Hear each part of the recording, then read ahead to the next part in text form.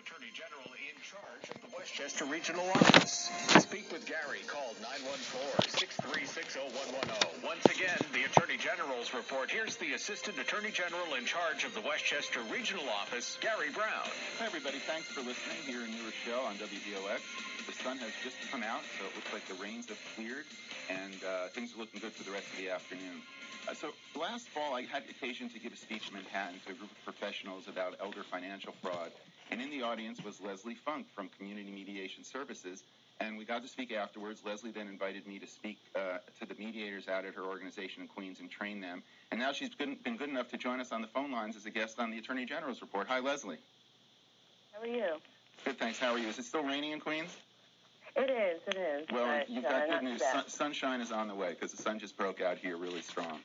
Oh, good to know. Looking forward to it. So, Leslie, tell us about Community Mediation Services. What kind of work do you do? Sure. So Community Mediation Services is primarily a mediation organization. We do family services work as well as youth services, and I work within our mediation department. So through family services and youth services, we work with probation, we work with ACS, provide services to families in the Queens community. And through mediation, we provide, within this department, we provide free mediation services as well as trainings and other opportunities for the Queens community. Now, Leslie, I happened to see a video with you in it this morning as I was preparing for the show. You were being interviewed about how it is you became a mediator. You know the interview that I'm talking about? Oh, yeah. Yeah, you did very well, by the way. So you went to law school, and then what happened?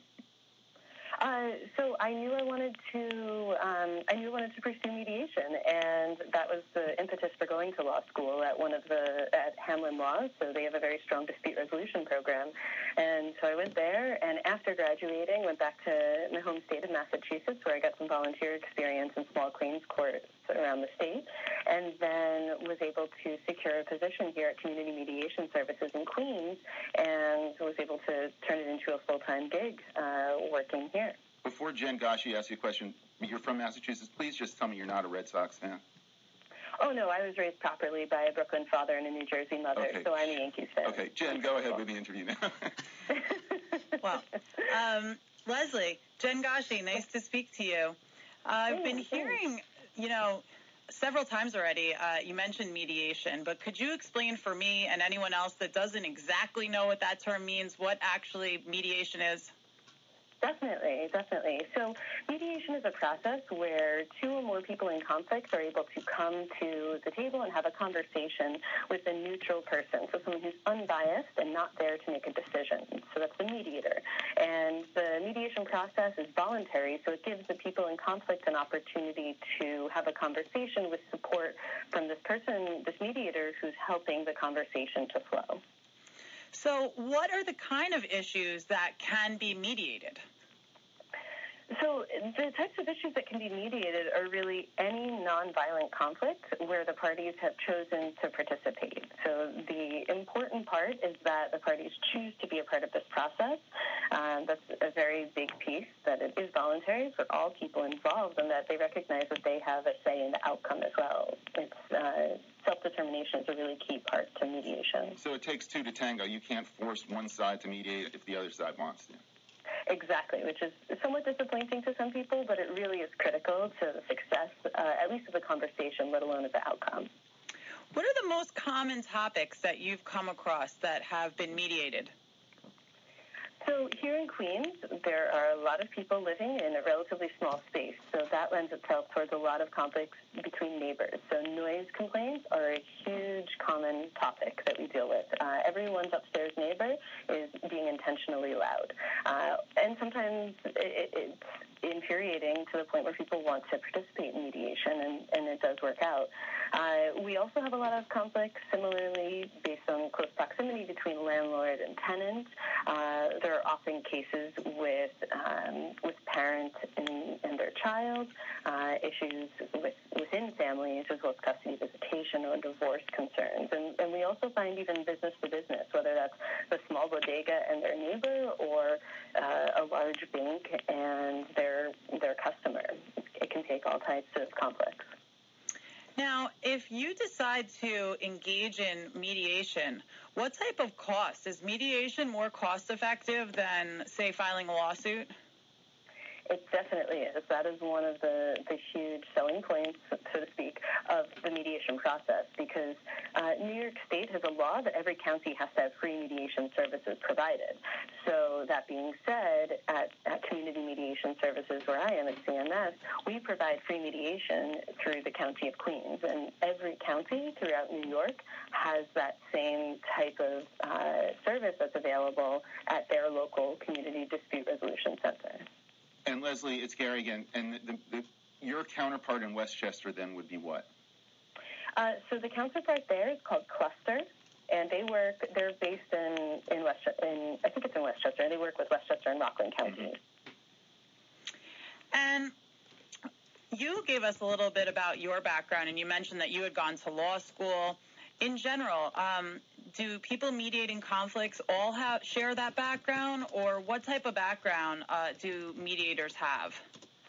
Yeah, so I think it's a common, sometimes misperception that all mediators have a background in law, whether that's as retired judges or newer in their careers, having previously worked or been educated within the legal field. But we also have a lot of mediators, even here, let alone in other centers, who have a wide variety of other backgrounds, having worked in HR, having worked in the field of education.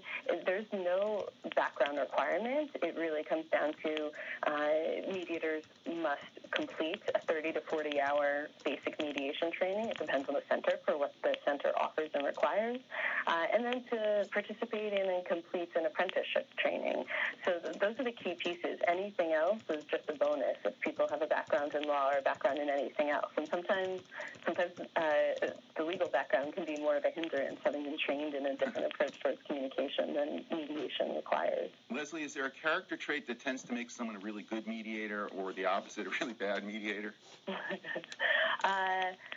Yeah, so for both, so for a really bad mediator, or, a less effective mediator, perhaps. Thank you for rephrasing. The challenge is with people who are used to directing, who are used to telling people what is supposed to happen. So retired judges can sometimes have a challenge with that, and especially if the person has made a career out of that. They've been good at directing others. So that can be a really tough shift to encourage the parties to lead the process and to kind of supplement it as a mediator. And so similarly then, for very effective mediators, those who are very adept at listening, that is an incredible trait. That is a very hard thing to teach, but a very important skill set to have. How long does a typical mediation last? So a typical mediation in our center is normally between 2 and 3 hours, and normally it's only one session, but people are always welcome to come back for more. Wow, that's a lot to get done in 2 and 3 hours. I think that I don't know why, but I would have thought it would take a lot longer than that, but that sounds really great. With all of the benefits of mediation, why don't you think that mediation isn't that more people haven't heard of mediation before now? I think one of the issues is that there's been a lot of pushback from courts or traditionally practicing attorneys who have not necessarily seen the benefit, whether it's for themselves or for their clients, because it does involve a free service that they are not getting paid for. And for the general public, I think it's almost the fact that it is unknown continues to keep it unknown. There haven't been high-profile mediations, in part because it's a confidential process. So it's a tough thing to work past, to convince people that this process they don't know about is actually probably their best option for resolving their conflict. So it's definitely an ongoing goal within the field to do more outreach and to really get the word out about this great opportunity. Well, thank you for joining us in that effort today. Leslie, we have a lot of listeners in Queens who pull in the signal on WVOX. So if they want to get more information about community mediation services, how do they do that? They can go to our website, which is mediatenyc.org. And for those who are based in your area, in Westchester, Rockland counties, Cluster's website is clusterinc.org. Leslie Funk, thank you so much for calling in. Really appreciate it. Keep up the good work. Thank you very much. Thanks.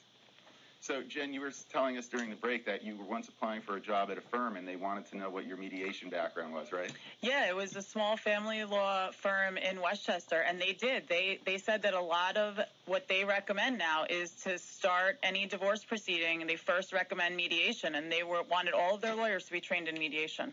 And what people may not know is that at the Attorney General's office, our first step when we get a consumer complaint most of the time is mediation. We reach out to the company. We say, in essence, here's the complaint from the consumer.